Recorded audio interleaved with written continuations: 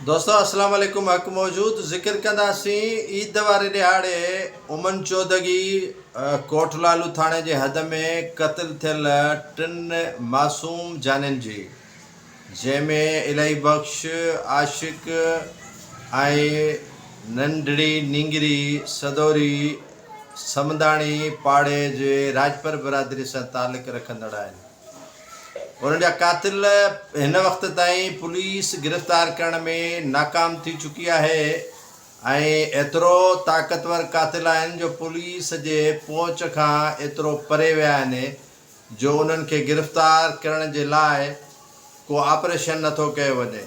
न ई उन्हनि जा नंबर ट्रेसिंग कया वञनि था, न ई वरी कातिलनि खे गिरफ़्तार करण जे लाइ को तहरुक वरितो वञे थो।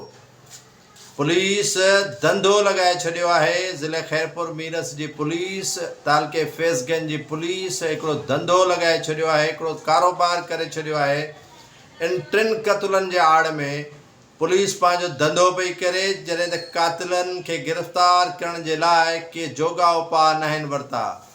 SSP हिकिड़ो वंगारू चइजे, SSP खैरपुर हिकिड़ो दरबारी चइजे, या उनखे चइजे त हू पंहिंजी कुर्सी बचाइण जे लाइ हर उन भोतार वॾेरे या जेके चूंडियल नुमाइंदा आहिनि उन्हनि जो दरबारी लॻो पियो आहे। पर जेकॾहिं उनखे चइजे थो त 3 मासूम जानियूं ज़ाया थियूं आहिनि, ईद जे ॾिहाड़े ईद जूं ख़ुशियूं उन्हनि जूं मातम में तब्दील थियूं आहिनि।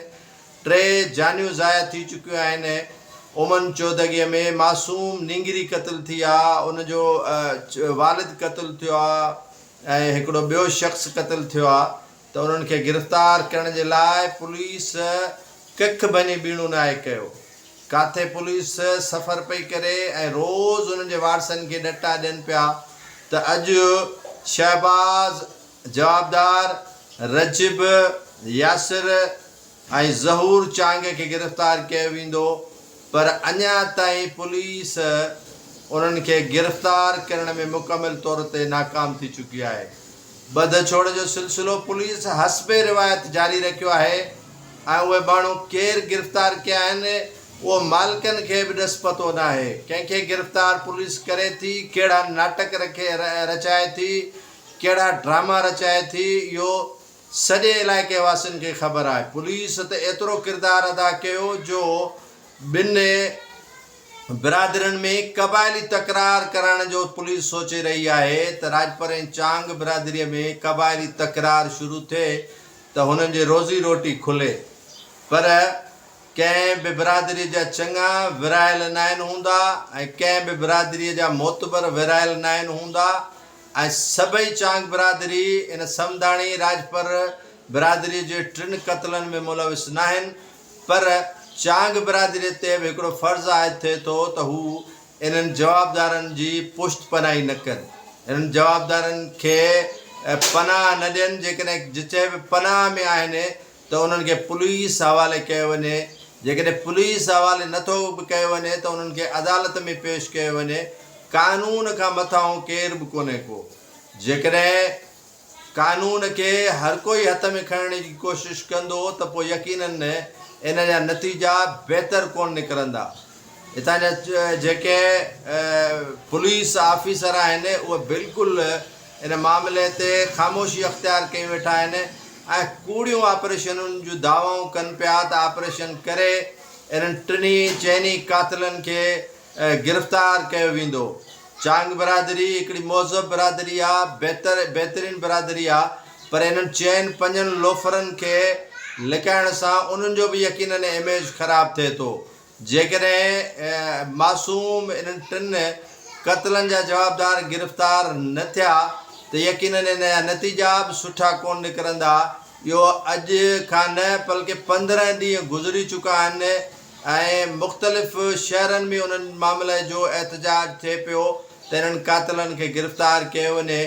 IG सिंध में इन मामले जो नोटिस वरितो आहे। ग़ुलाम नबी मेमूण DIG सखर पीर मोहम्मद शाह खे बि सख़्तीअ सां तंबीह कई आहे त इन्हनि कातिलनि खे कैफ़र किरदार ताईं पहुचायो वञे, उन्हनि खे गिरफ़्तार कयो वञे जेके इन्हनि 3 समदाणी पाड़े जे राजपर बिरादरी सां तालुक़ रखनि था उन्हनि खे।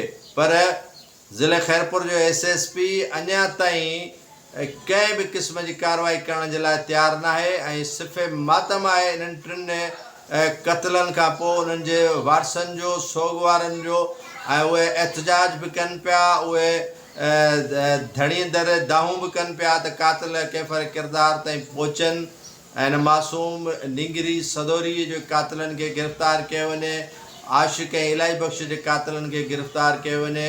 हिते फैज़गंज तालुक़े में इन मामले खे सियासी रंग ॾियण जी कोशिशि कई वई। इन्हनि टिनी क़त्लनि जो कंहिं सियासत सां तालुक़ु न आहे, कंहिं सियासी जमात सां तालुक़ु न आहे। हू क़त्ल थिया आहिनि, हू बेगुनाह मारिया विया आहिनि, हू इनोसेंट आहिनि। उन्हनि जे क़ातिलनि खे यकीनन गिरफ़्तार करणु पुलिस जो कमु आहे ऐं पुलिस हक़ीक़ी जवाबदार गिरफ़्तार करण लाइ कार्रवाई कंदी त हिकिड़ो बहितरीनु अमल आहे। पर पुलिस इन्हनि कार्रवाई करण खां मुकमिल तौर ते कीबाए थी। पुलिस इन्हनि कार्रवाई करण खां मुकमिल तौर ते जेको आहे सो बाख़बर हूंदे बि बेख़बर आहे।